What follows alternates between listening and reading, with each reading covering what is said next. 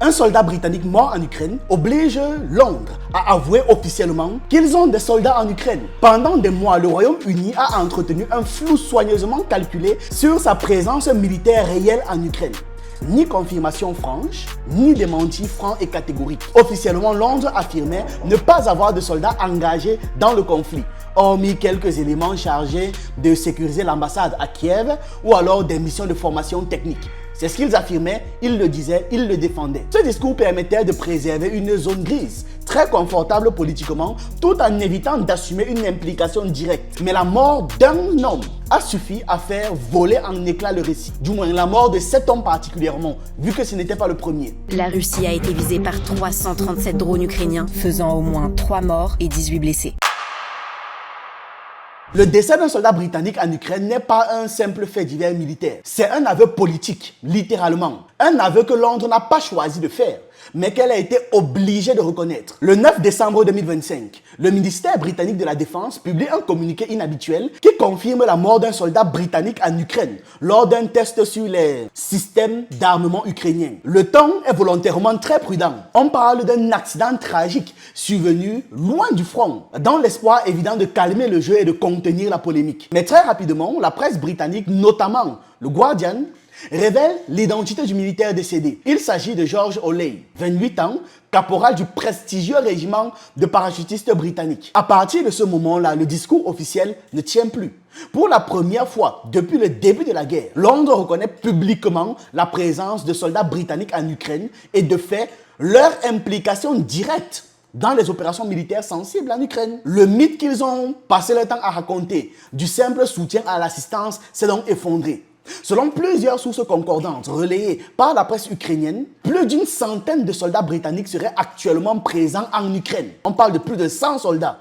Une partie d'entre eux appartiendrait à des unités étroitement liées aux forces spéciales, notamment le SAS et le SBS. George Oley faisait partie du 1er bataillon du régiment parachutiste, une unité historique connectée aux opérations spéciales. Autrement dit, il ne s'agit ni d'un observateur passif, ni d'un simple instructeur théorique, ni d'un gardien d'ambassade. C'était un soldat déployé sur le front, sur le théâtre de la guerre actif. L'incident qui lui coûte la vie aurait d'ailleurs entraîné la mort de plusieurs soldats ukrainiens aussi, ce qui confirme qu'il s'agissait d'une opération sérieuse et non d'un exercice anodin. Interrogé au Parlement, le Premier ministre britannique Keir Starmer a fini par le confirmer, à mots couverts bien évidemment, que le soldat faisait bien partie d'un petit contingent britannique présent en Ukraine. Il a pris soin de préciser que ce militaire ne se trouvait pas en première ligne au front. Non, il n'était pas directement contre les soldats russes. Mais cette précision est secondaire, ça n'a pas d'importance, c'est ce que je veux dire.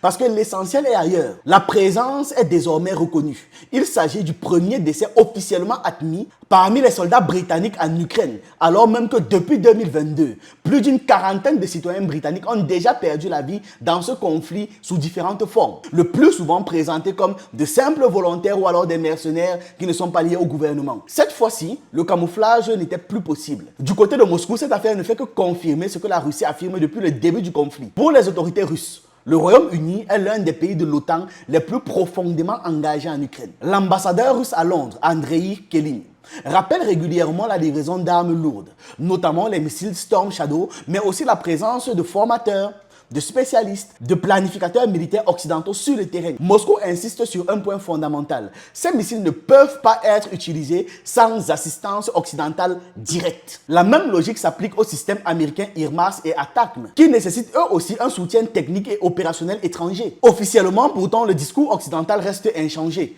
L'OTAN parle de mercenaires, de volontaires indépendants, de combattants privés. Dans les faits, on a des Britanniques, des Français, des Américains, des Polonais, des Allemands et plein d'autres ressortissants de pays de l'alliance de l'OTAN qui opèrent bel et bien en Ukraine contre l'armée russe et sur le front. Les fuites de documents du Pentagone de 2023 ont révélé la présence de moins une cinquantaine de membres de forces spéciales britanniques sur place, le plus important contingent de commandos de l'OTAN engagé contre la Russie. En 2024, un enregistrement audio du général allemand Ingo Gerhardt a confirmé sans détour que les forces britanniques utilisent des missiles Storm Shadow depuis le terrain ukrainien. On est très loin du récit officiel là, très loin. Ce qui frappe également, c'est la mise en scène médiatique autour de la mort de George Oley, le Britannique. Hommage solennel au Parlement, discours appuyé, photos émouvantes, portrait flatteur, gros titres dans la presse, et en quelques heures, le parachutiste est devenu un héros national. Mais il y a une question essentielle qui n'est pas posée. En quoi est-ce que les soldats britanniques déployés en Ukraine protègent-ils concrètement la Grande-Bretagne? Silence total sur la question là. L'objectif de cette communication est très clair. Susciter l'émotion, simplifier le récit, orienter la colère de l'opinion publique contre la Russie et préparer les esprits à une nouvelle escalade. Cette annonce intervient d'ailleurs dans un contexte stratégique extrêmement sensible. Alors que le président américain Donald Trump tente d'imposer une sortie politique du conflit qui s'enlise depuis près de 4 ans et qui se complique, il y a le trio européen composé de Keir Starmer, l'anglais, Emmanuel Macron le français et Friedrich Merz l'allemand, qui poussent en fait dans la direction opposée, c'est-à-dire l'escalade de la guerre, ou non mieux, ils poussent au contraire, c'est-à-dire la sortie militaire du conflit. Vu que Trump veut la sortie politique, eux ce qu'ils veulent c'est la sortie militaire, la résolution militaire. C'est-à-dire on va en guerre jusqu'au bout, jusqu'à ce que la Russie écrase complètement. Ces dirigeants défendent l'idée d'envoyer des troupes dites de maintien de la paix en Ukraine. Officiellement, il s'agirait de garantir la sécurité du pays en cas d'accord. Donc si tout est signé. Officieusement, cette position constitue un piège diplomatique très évident. Piège dans lequel la Russie n'est pas tombée, les a même rayonnés. La Russie ne va jamais accepter une telle présence parce qu'elle considère ça comme la porte ouverte à l'implication officielle de l'OTAN et donc d'une escalade directe. Sur le terrain, pendant ce temps, l'armée russe continue d'avancer, notamment après la prise de positions clés comme Seversk récemment, Pokrovsk récemment encore ou alors Kupiansk. Et face à cette réalité militaire sur le terrain, il y a plusieurs capitales européennes qui sont en état de panique. Admettre une défaite serait politiquement désastreuse parce que ça va faire s'effondrer tout le récit sur lequel cette guerre par procuration a été construite. Tout leur récit va s'effondrer. Au final, la mort de Georges Oley n'est pas un accident isolé. Elle constitue la preuve que l'OTAN est déjà en guerre. La fin du mythe du soutien indirect est une opération de communication destinée à préparer en fait les opinions publiques. Plutôt que d'assumer clairement leur engagement, les dirigeants européens préfèrent jouer sur l'émotion et agiter des fantômes d'une guerre totale. Lorsque le secrétaire général de l'OTAN, Mark Rutte, appelle l'Europe à se préparer à une guerre comme celle que leurs grands-pères ont connue, il ne s'agit pas de simple dérapage verbal, c'est un aveu. Il parle de la guerre de leur grand-père, que leur grand-père aurait adoré ne pas vivre, que lui n'a pas vécu, que lui il ne vivra pas si ça se déclenche. Parce que puissant, parce que bien placé, parce que c'est lui qui commande. Mais il va envoyer qui par contre? Les enfants et les petits-enfants. Et il n'y aura aucune pression par rapport à ça, bien évidemment. Si tu veux la paix, prépare la guerre. Mark Rutte reprend à son compte le vieil adage que les armées affectionnent tant. Le secrétaire général de l'OTAN appelle l'Alliance à se préparer à la guerre et à faire face à ses ennemis qui tentent d'affaiblir la démocratie.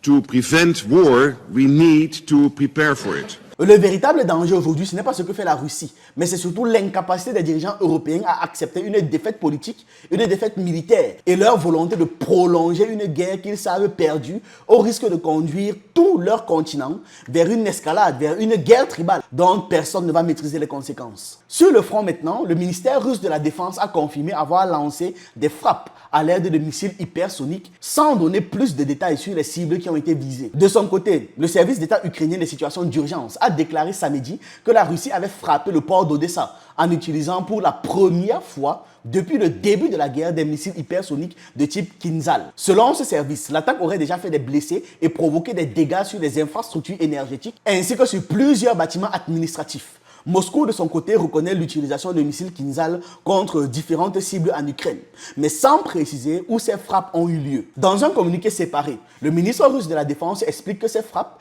s'inscrivent dans une logique de représailles. Elles seraient une réponse directe aux attaques ukrainiennes menées contre les infrastructures civiles sur le territoire russe. Autrement dit, Moscou présente ces tirs comme un retour de bâton. La Russie a été visée par 337 drones ukrainiens, faisant au moins 3 morts et 18 blessés. Il s'agit de l'attaque la plus importante depuis le début de la guerre. La région de Moscou a été visée dans la nuit de lundi à mardi par 337 drones ukrainiens qui ont fait au moins 3 morts et 18 blessés, dont un enfant, selon le ministère russe de la Santé. Les autorités russes ont assuré que l'attaque ukrainienne était un échec, revendiquant l'interception des 337 drones, dont 91 au-dessus de la région de Moscou et 126 au-dessus de la région de Koursk, frontalière de l'Ukraine. Le Kremlin dénonce une attaque visant des civils et le maire de la capitale russe, Sergueï Sobyanin, a déclaré que les spécialistes des services de secours travaillent sur les lieux de chute de débris. Face à ces attaques massives contre la région de Moscou, une enquête pour attentat a été ouverte, a aussi annoncé le comité d'enquête russe chargé des principales investigations dans le pays. Du côté de l'aéroport international de Vnukovo, le trafic a été interrompu. La semaine précédente, lors d'un déplacement en Inde,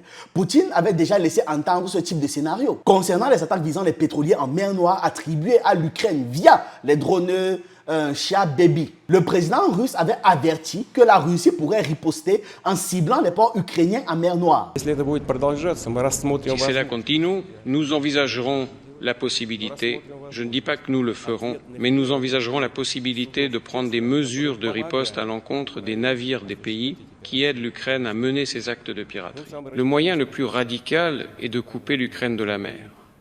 Il serait alors impossible de se livrer à la piraterie. Le message était clair, action-réaction, comme un jeu de domino politique. Parallèlement, une autre information a fait le tour des médias français. C'est l'annonce selon laquelle un sous-marin russe aurait été détruit par un drone ukrainien en mer Noire. Une version spectaculaire largement reprise, mais sérieusement contestée par la flotte russe de la mer Noire. Le ministre russe de la Défense, lui, est même allé jusqu'à publier les images du sous-marin en question.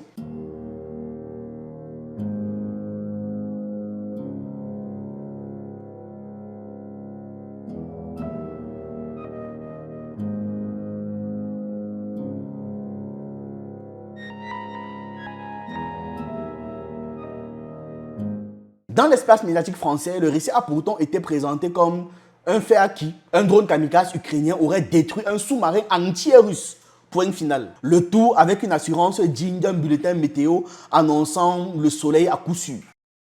L'Ukraine dit avoir frappé et infligé d'importants dégâts à un sous-marin russe dans le port de Novorossiysk. Les Ukrainiens annoncent avoir utilisé pour la première fois des drones sous-marins Subsea Baby.